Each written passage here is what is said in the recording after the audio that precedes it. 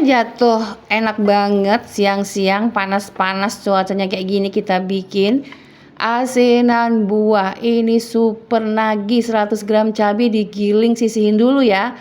Lanjut kita rebus 1 liter air.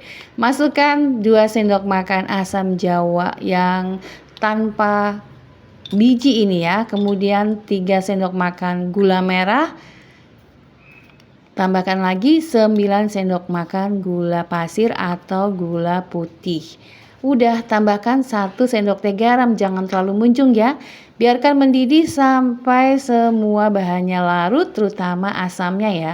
Kalau udah mendidih dan larut, asamnya disaring ya. Saring sampai benar-benar semuanya terangkat. Baru deh kita masukkan cabai yang sudah kita giling tadi. Nah, disinilah peristiwa jatuhnya. Udah ya, dibersihin dulu. Mbok didihkan lagi supaya kumannya mati dan cabenya juga langunya hilang.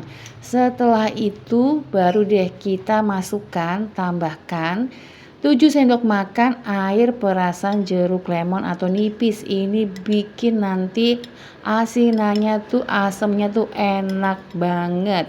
Mbok nggak pakai cuka ya, biar lebih alami.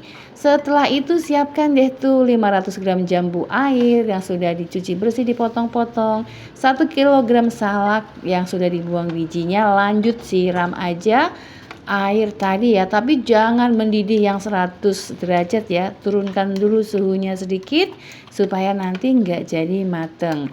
Udah, setelah itu biarkan. Lebih cakep lagi kalau sudah suhu ruang, simpan di dalam chiller atau di dalam kulkas. Disantap pada saat sudah dingin dan cuaca lagi panas. Ini enak banget. Cobain deh, bisa dijual nih kayaknya. Selamat mencoba.